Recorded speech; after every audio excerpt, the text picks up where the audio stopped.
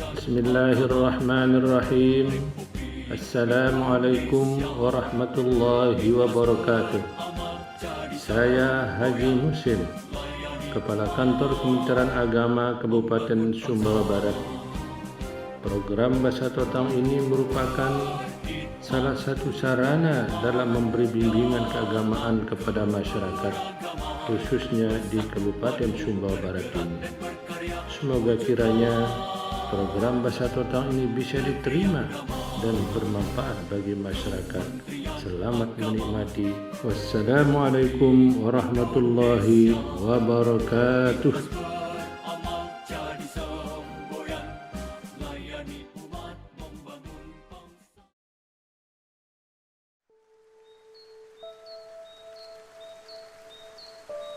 Bismillahirrahmanirrahim. Assalamualaikum warahmatullahi wabarakatuh. Sahabat beriman yang saya cintai karena Allah Subhanahu wa taala. Sebelum saya lanjutkan ceramah singkat, maka terlebih dahulu ada baiknya saya memperkenalkan diri dulu.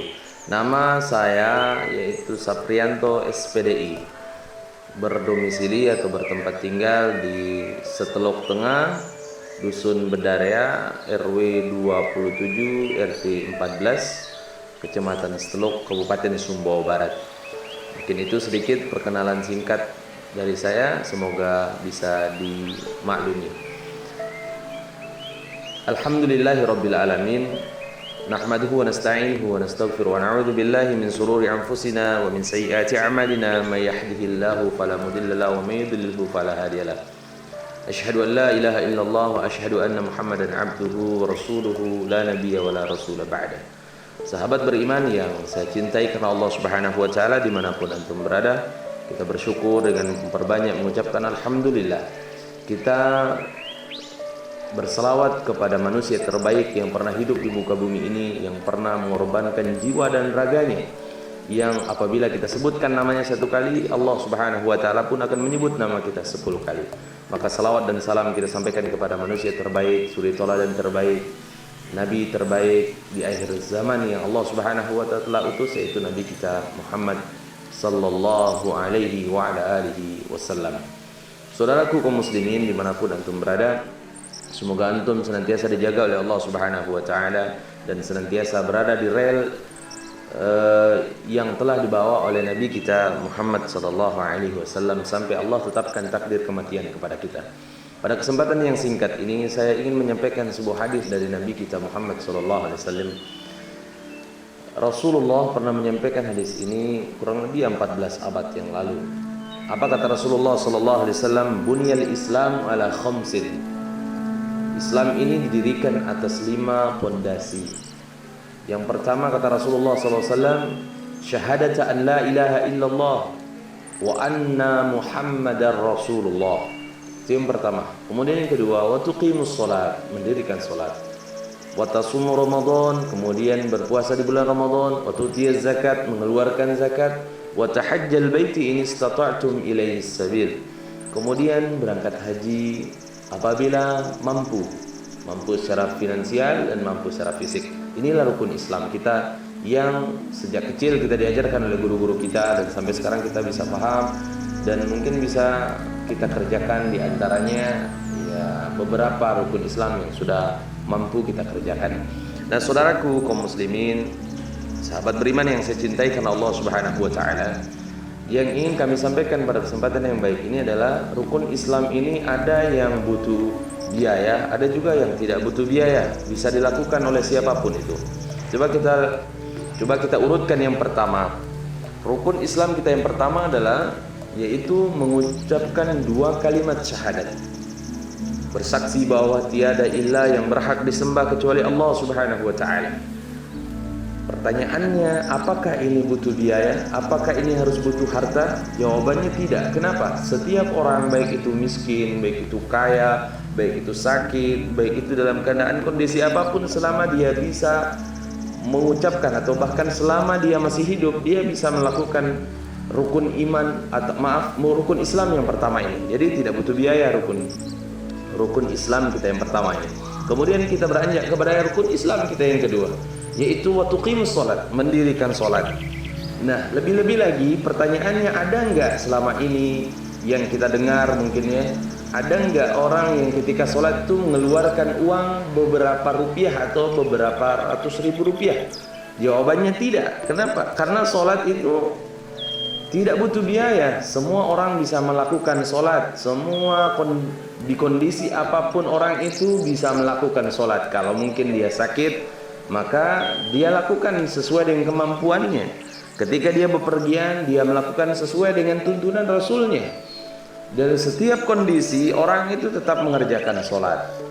Ya, saudaraku yang dimuliakan Allah Subhanahu wa taala, sedangkan puasa, rukun Islam yang ketiga yaitu berpuasa. Puasa ini mungkin berpuasanya tidak butuh biaya, namun ketika berpuasa kita memulai yang namanya dengan makan sahur, dan pas makan sahur pasti kita butuh biaya.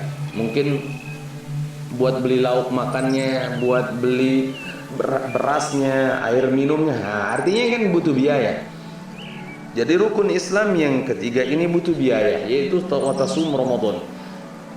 Kemudian ketika berbukanya juga butuh fulus, butuh uang, butuh untuk kita memberikan untuk kita berbuka puasa, baik itu memberi es degan atau misalkan mungkin es krim dan lain sebagainya. Apalagi budaya-budaya kita ketika bulan Ramadan itu subhanallah, ketika mau berbuka itu semuanya seolah-olah kita ingin beli semuanya. Nah, jadi itu butuh biaya. Itu rukun Islam kita yang ketiga. Adapun teman-teman sekalian, yang keempat yaitu zakat, mengeluarkan zakat. Ini juga butuh biaya. Tidak ada seorang yang mengeluarkan zakat kalau dia tidak punya uang atau tidak punya harta. Karena wajibnya mengeluarkan zakat kalau dia mampu. Ada yang dizakatkan. Nah, kalau dia tidak bisa mengeluarkan zakat, maka dia berubah hukumnya menjadi muzaki yang diberikan zakat, yang mendapatkan 7 golongan yang bisa kita berikan zakat. Nah, itu rukun Islam kita yang keempat. Jadi tidak harus butuh biaya yang keempat ini. Lebih-lebih lagi saudaraku yang dimuliakan Allah Subhanahu wa taala, yang keenam, yang kelima, yaitu berangkat haji apabila mampu secara fisik yang kita sebutkan tadi, mampu secara finansial, ada uang. Jadi tidak ada orang yang tidak butuh uang berangkat haji itu, walaupun dia diberikan hadiah oleh orang lain, kan pasti orang lain itu juga sudah mengeluarkan uang untuk memberangkatkan orang tersebut. Artinya rukun Islam kita yang kelima ini sangat butuh uang, bahkan jarang bisa orang mampu berangkat menunaikan rukun Islam yang kelima ini karena fulus, karena uang yang menjadi kendalanya. Saudaraku yang dimuliakan Allah Subhanahu wa taala, itulah rukun Islam kita. Tapi yang kami garis bawahi di sini yaitu rukun Islam kita yang pertama dan rukun Islam kita yang kedua. Yang ingin kami tekankan pada kesempatan yang singkat ini adalah rukun Islam kita yang kedua. Kalau orang yang rajin sholat, pasti dia akan senantiasa dalam sholatnya itu bersyahadat. Tidak ada yang dalam sholat itu tidak bersyahadat, enggak. Pasti dia akan bersaksi di situ. Entah di rakaat kedua, rakaat kedua dan rakaat keempat, di akhir tahiyatnya, pasti dia akan bersaksi di situ.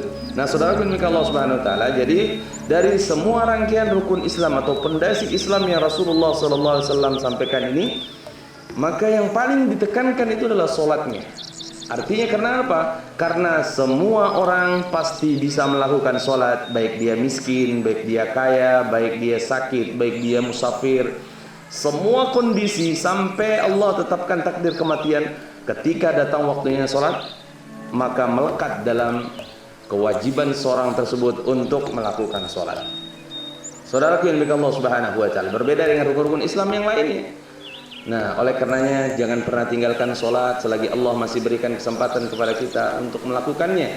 Karena sholat ini kata Rasulullah sallallahu alaihi wasallam sebagai tiangnya suatu agama. Barang siapa yang menegakkan sholat, berarti dia telah mengukuhkan agamanya. Saudaraku yang dimuliakan Allah Subhanahu wa taala, sebelum kita disolatkan, marilah kita jaga sholat kita. Al-Imam Al-Ghazali rahimahullah taala, beliau mengatakan, wahai murid-muridku, pesan daripada nasihat kepada murid-muridnya, wahai murid-muridku, tahukah kalian bahwa sesungguhnya yang paling ringan di muka bumi ini yaitu orang meninggalkan sholat. Saudaraku yang dimuliakan Allah Subhanahu wa taala, semoga antum semua kita dijaga oleh Allah untuk mampu menegakkan rukun Islam yang kedua ini, karena inilah yang pertama kali akan dihisab oleh Allah Subhanahu wa taala. Subhanakallahumma wa bihamdika asyhadu an la ilaha illa anta astaghfiruka wa atubu ilaik. Lebih kurangnya mohon dimaafkan. Semoga ini bermanfaat bagi yang menyampaikan dan yang mendengarkan. Saya akhiri. Assalamualaikum warahmatullahi wabarakatuh.